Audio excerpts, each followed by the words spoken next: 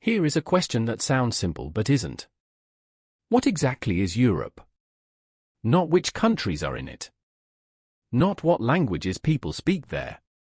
The question is more fundamental than that. Is Europe a continent? Geographically speaking, it barely qualifies. It has no ocean on its eastern side. It bleeds directly into Asia across a flat, featureless plain. Is it a civilization? Perhaps.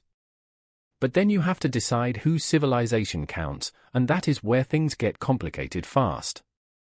Is it a political project? Only recently, and still incompletely. The book we are discussing today takes that question seriously. Its title is Europe, A History, written by Norman Davies and published in 1996. The original English title is exactly that, Europe, A History. Not a history of Western civilization. Not a history of great powers. A history of the entire European peninsula, from the Ice Age to the collapse of the Soviet Union, treated as a single, coherent subject. Davies was born in Britain and trained at Oxford. But his intellectual formation happened partly in Krakow, at the Jagiellonian University, one of the oldest universities in Central Europe. He is the author of God's Playground, still the most respected single-volume history of Poland in the English language. That background shaped everything about this book. He reads Polish and Russian.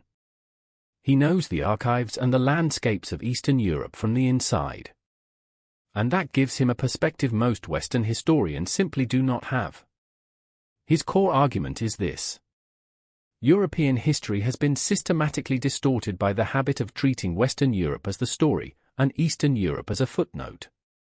When standard textbooks discuss the Renaissance, they mean Florence and Rome. When they discuss the Reformation, they mean Luther and Geneva. When they discuss democracy, they mean England and France. Davies insists this is a profound distortion. The largest ethnic family in Europe is the Slavs. The most contested and bloodiest land in 20th century history was not Western Europe, it was the Great Plain stretching from Poland through Ukraine into Russia. To understand Europe, you have to look at all of it. That is what makes this book unusual. And that is what makes it worth 4,000 words of your time. Let us start at the very beginning. Davies opens not with Greece, not with Rome, but with geography. He wants you to understand something before he tells you a single story. Europe, he says, is a peninsula. That word matters. A peninsula is land almost entirely surrounded by water. Europe's coastline runs to roughly 37,000 kilometers, approximately the length of the equator. For early human beings, coastline meant accessibility. It meant trade routes, fishing grounds, and relatively easy movement. It meant that people on opposite ends of this landmass were never completely isolated from each other. Add the climate. The Gulf Stream, that great river of warm water flowing northeast across the Atlantic, keeps European temperatures moderate at latitudes where Siberia freezes solid. Northern Europe is mild and wet. Southern Europe is warm and dry. Central Europe oscillates between the two. None of these extremes are as severe as their equivalents in Asia or the Americas. The result is land that is highly cultivable across a wide range of latitudes, crossed by navigable rivers flowing in all directions, and connected by seas that reward rather than punish maritime activity. Davies is not making a climatic determinist argument. He is not saying geography is destiny. He is saying geography sets the parameters of possibility. And those parameters, for this particular peninsula on the western edge of Eurasia, were unusually favorable to the development of complex societies. The first chapter covers the prehistoric period. Agriculture arrived in Europe from Anatolia, what is now western Turkey, beginning roughly 8,000 to 9,000 years ago. It spread westward generation by generation, carried by farming communities moving through river valleys and along coastlines. By the Bronze Age, Europe already had long-distance exchange networks, monumental architecture, and differentiated social hierarchies.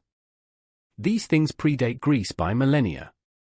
Davies insists on this point because too many histories of Europe begin with Athens, as though nothing of importance happened before the first Olympiad. That is intellectual laziness, he argues. The ground was prepared across thousands of years. Now pay attention here, because this is where the book's structure becomes important. Davies does not simply march through the centuries. Each of his 12 chapters covers a named period, given a Latin title that captures the spirit of the age. The first named period is Hellas, ancient Greece. Then Roma. Then Origo, the birth of Europe. Then Medium, the Middle Ages. And so on, all the way to Divisa et Indivisa, Europe divided and undivided, which covers the Cold War and its end. On ancient Greece, Davies is admirably clear-eyed. He refuses to simply celebrate. Yes, ancient Greece produced achievements in philosophy, drama, mathematics, and political thought that were unprecedented and remain foundational. The burst of intellectual energy between roughly the 6th and 4th centuries before the Common Era has no real parallel in European history until the Renaissance. On that, Davies is unambiguous. But he also insists you see the other side. Athenian democracy was democracy for a minority. Adult male citizens with property, that was the electorate. Women, slaves, and foreigners were excluded as a matter of course. The society that produced Plato and Pericles also produced the institution of chattel slavery on an enormous scale. Davies does not let you hold the two things in separate compartments. The brilliance and the brutality are the same civilization. On the Persian Wars, he offers a reading that complicates the standard triumphalist narrative. Marathon and Thermopylae and Salamis are not simply the story of civilization defeating barbarism. They are the story of two political models in collision, the decentralized autonomy of the Greek city-states against the centralized authority of a vast empire. The Greeks won that round. But within 50 years, they were tearing each other apart in the Peloponnesian War. Sparta's victory over Athens in 404 before the Common Era resolved nothing. It simply made everyone weaker. The chapter on Rome draws a fundamental contrast. If Greece was about the sea, about trade, colonies, and naval power, Rome was about the land. The key to Roman expansion was the marching legion and the stone-built road. Rome did not grow from a network of scattered cities the way Greece did. It grew from a single organism, on the fertile plain of Latium, outward in every direction through systematic territorial conquest. Davies identifies the Roman genius as organizational rather than intellectual. Rome borrowed its high culture almost wholesale from Greece, the gods, the philosophy, the literary models. What Rome invented was how to administer a continental empire. Common law. A professional civil service. A standardized army structure. Monumental infrastructure connecting provinces to the center. These innovations lasted. The law especially lasted. You can trace a direct line from Roman legal concepts to the legal systems of contemporary France, Italy, Spain, and much of Latin America. The critical turning point Davies identifies is the year 313, when the Emperor Constantine issued the Edict of Milan, recognizing Christianity as a legal religion. Davies reads this as a political decision as much as a religious one. The empire was fragmenting. Christianity offered something the traditional Roman pantheon could not.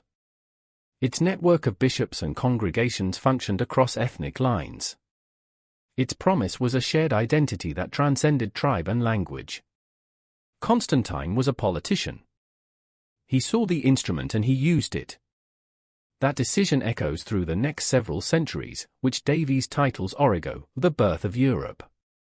The Roman Empire in the West collapsed across the 5th century.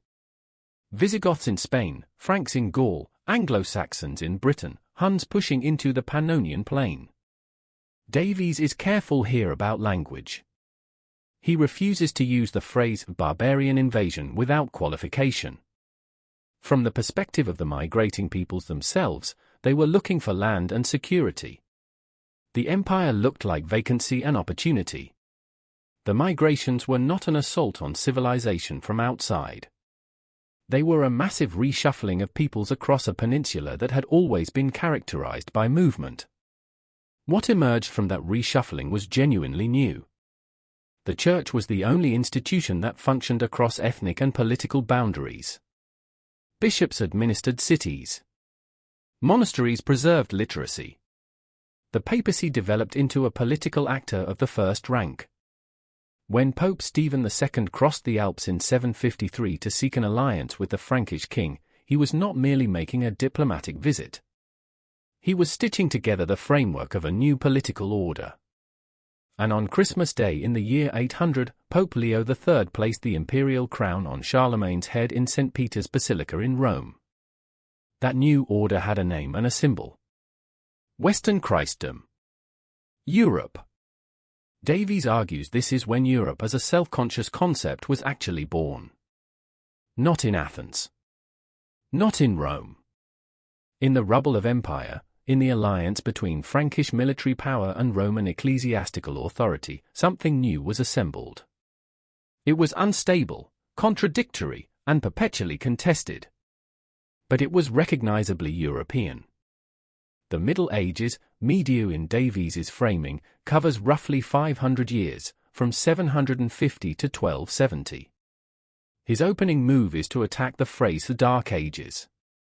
He says this label is a Renaissance invention, coined by scholars who needed a period of cultural decline to contrast with their own claimed brilliance. The evidence does not support it. Medieval Europe was not static. It was a period of profound transformation in agriculture, trade, urban life, and intellectual culture. The central political question of the medieval period, as Davies frames it, is this: who leads Christendom? The Pope or the Emperor? That contest, between spiritual and temporal authority, between Rome and the German imperial throne, generated several centuries of political conflict, theological controversy, and occasional outright warfare. It also generated enormous cultural energy. Gothic cathedrals. Scholastic philosophy. The university system, which began in Bologna in 1088 and spread rapidly across the continent. Davies gives substantial attention to the Islamic world, because medieval Europe cannot be understood without it. Muslim armies crossed into Iberia in 711 and held substantial parts of Spain and Portugal for 700 years. Islamic scholarship preserved and transmitted Greek philosophical and scientific texts that had been lost in the West. The mathematics, astronomy, and medicine of medieval Europe were deeply indebted to Arabic scholarship. Davies insists on this. The story of European civilization is not a story of self-generation. It is a story of exchange, absorption, and often violent competition with neighboring civilizations. The Crusades, beginning with Pope Urban II's call to arms at Clermont in 1095, are assessed with characteristic bluntness. As military strategy, they were a failure. Jerusalem was taken in 1099 and lost again. The Crusader states were never stable. The Fourth Crusade in 1204 managed to sack Constantinople, a Christian city, rather than the Muslim enemy. As a long-term historical development, the Crusades deepened the fault line between Western Christianity and Islam in ways that proved durable. Davies draws no triumphalist conclusions. The Mongol invasions of 1241 appear as a moment of contingency that shaped everything. Mongol armies crossed the Carpathians and defeated Polish and Hungarian forces. They were poised to continue westward when the great Khan Ojide died in Central Asia, forcing the army's return. Davies uses this episode to make a methodological point he returns to throughout the book. European survival and prosperity was not inevitable. It was not the product of superior civilization working itself out through history. It was partly luck. The awareness of contingency runs through everything Davies writes. The chapter titled Pestis, Plague, covers the period from roughly 1250 to 1493, and it is among the most concentrated passages in the book. 3 catastrophes overlapped within a single century. The Black Death arrived in Europe in 1347, carried by rats on ships from the Black Sea ports. Within 4 years it had killed somewhere between a third and a half of the European population. Davies describes the social consequences with precision. Institutions collapsed. Clergy fled. Families abandoned the dying. The psychological shock to a civilization that had understood suffering primarily as God's will, and therefore as meaningful, was profound. If God sent this plague, what had been done to deserve it? The theological questions the Black Death forced onto European consciousness were not easily answered. Simultaneously, the 100 Years' War ground through England and France from 1337 to 1453. Joan of Arc appears in Davies's account not as a nationalist saint but as a political actor in a genuine military crisis. She was a teenager from Lorraine who claimed divine instruction and rallied French forces. She broke the siege of Orleans in 1429. Her English captors burned her as a heretic 2 years later. Davies reads her story as a case study in how political and religious authority interact under extreme pressure.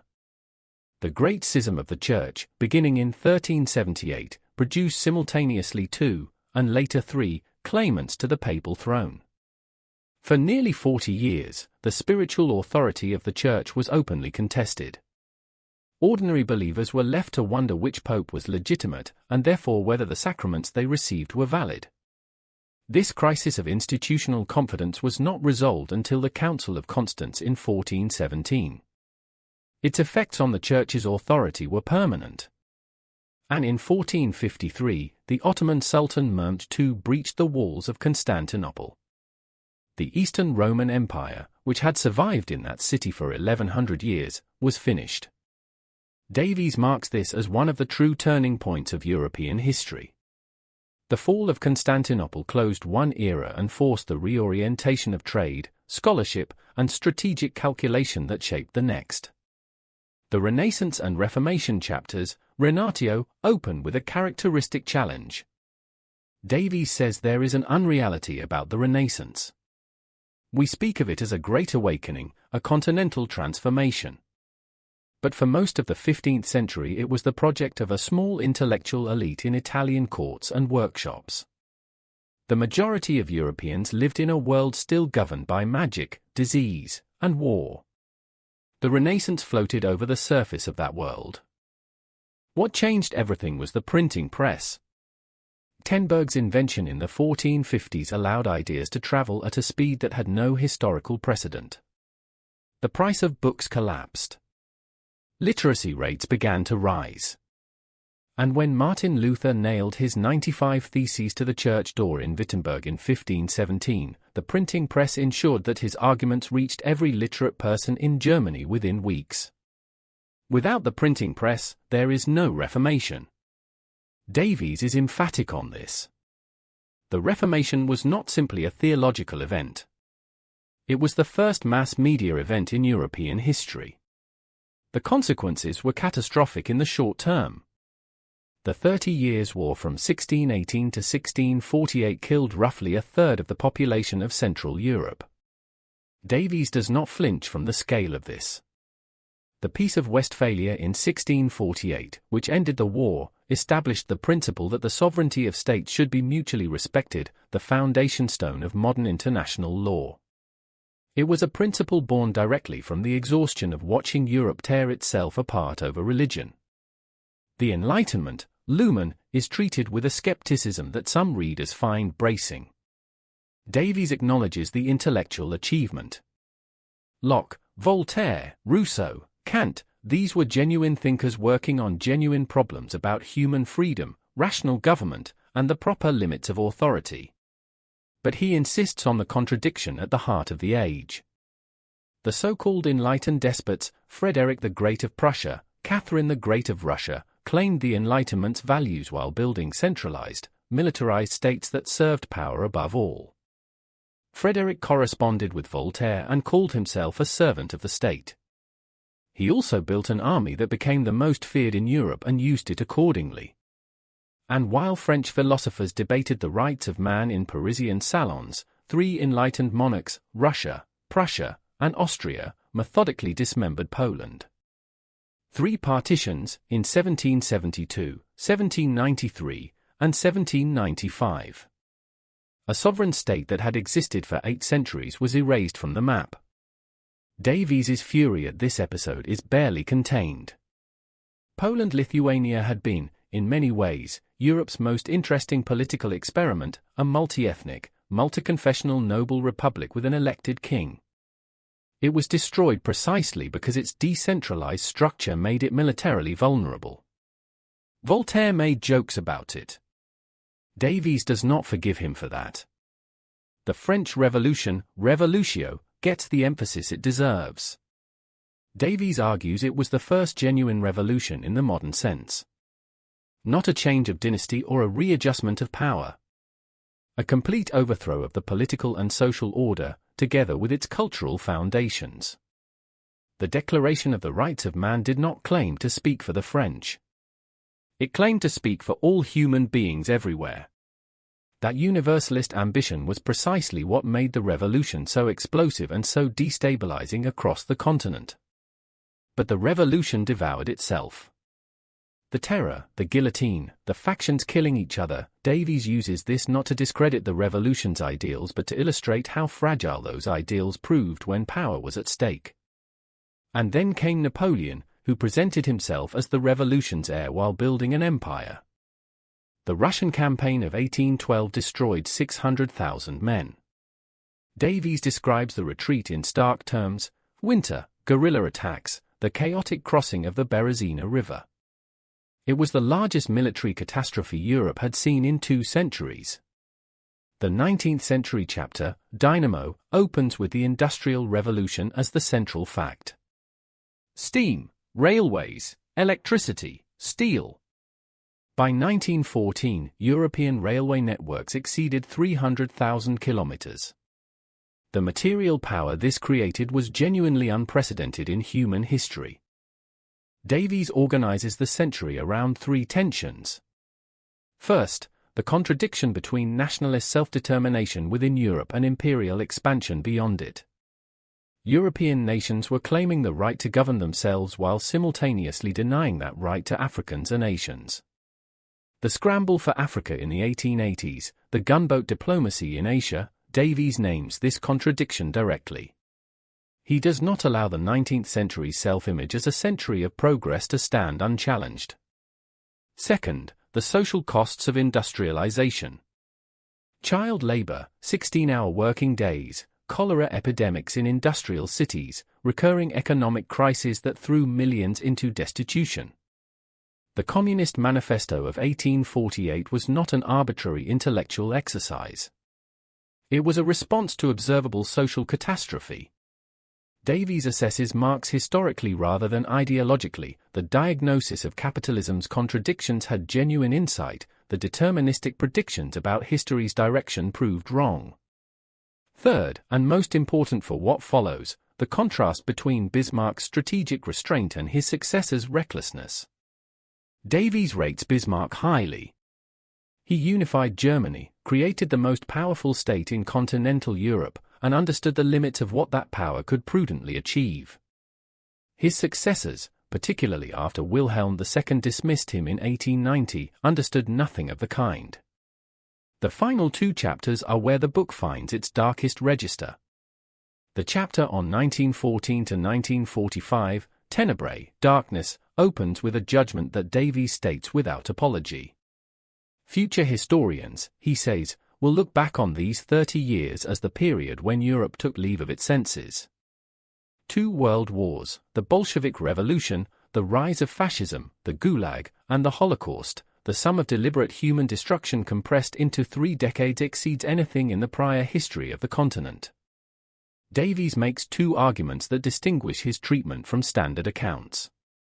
First, the 2 world wars were not separate events.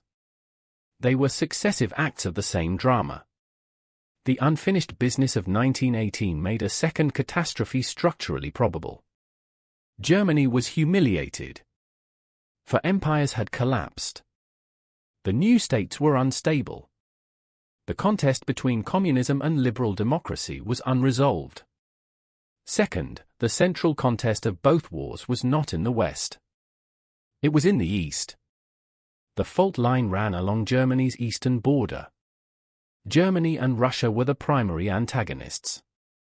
Everything else, the Western Front, the North African Campaign, the Pacific Theater, was secondary to that central duel. This means that the most important battlegrounds of 20th century European history were in Poland, Ukraine, and Belarus, lands that standard Western accounts treat as peripheral. Davies insists this is backwards. The rise of totalitarianism, both fascist and communist, is treated with deliberate symmetry. Davies refuses to grade the crimes of Hitler's Germany against those of Stalin's Soviet Union on separate moral scales. Both regimes killed tens of millions of people. Both used the apparatus of the modern state, the bureaucracy, the railway system, the industrial capacity for mass production, to achieve political murder at industrial scale. The death camps and the Gulag are not different kinds of evil. They are the same kind applied by different ideologies. The Holocaust appears as the product of a specific history. European anti-Semitism did not begin with the Nazis. It ran through medieval pogroms, through early modern expulsions, through 19th century racial pseudoscience. The Nazis did not invent the hatred. They industrialized it. 6 million people murdered not in the chaos of war but in a bureaucratically organized program of systematic extermination. The final chapter, Divisa et Indivisa, covers the Cold War. An Iron Curtain divided the continent for 40 years. In the West, Marshall Plan aid and the institutions of European economic cooperation generated unprecedented prosperity. The original 6 members of the European Economic Community became 12, then more. West Germany's economic recovery was so rapid it became known as the Wirtschaftswunder, the economic miracle, and served as the model for what European integration could achieve. In the East, the story was a series of crushed revolts. Hungary in 1956. Prague in 1968. Poland Solidarity movement in the 1980s. Davies gives particular weight to Poland throughout this chapter, as he does throughout the book. Solidarity, the trade union movement led by Lech Walesa, was the first mass independent institution to function inside the Soviet bloc.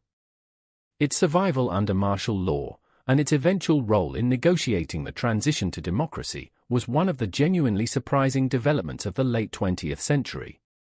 And then 1989. The Berlin Wall fell on November 9. Within months, every communist government in Eastern Europe had collapsed.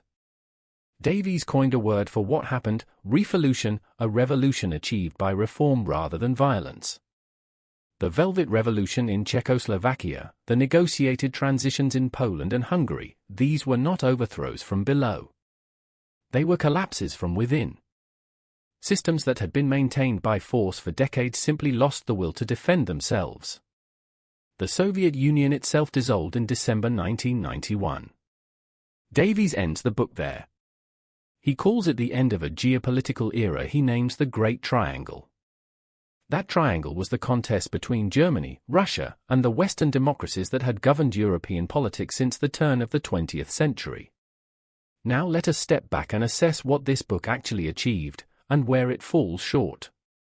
The central scholarly contribution is the insistence on a genuinely pan-European framework. Davies demonstrated, with 700 pages of evidence, that European history cannot be written intelligibly from a Western vantage point alone. He gave East European nations, stateless peoples, and minority communities a place in the main narrative rather than in footnotes. He treated the Slavic world as constitutive of European civilization rather than marginal to it. That was a genuine intellectual achievement, and it influenced the field. But the book has real weaknesses, and intellectual honesty requires naming them. Davies is harder on Soviet communism than on Western colonialism. The crimes of Stalin receive extensive treatment.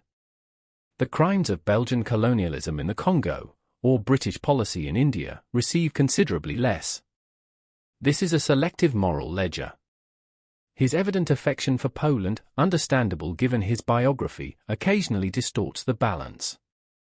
The partitions of Poland are given a moral weight and emotional intensity that is not quite matched in the treatment of comparable injustices elsewhere. Some of the specific claims, particularly in the pre-modern sections, were challenged by specialists after publication.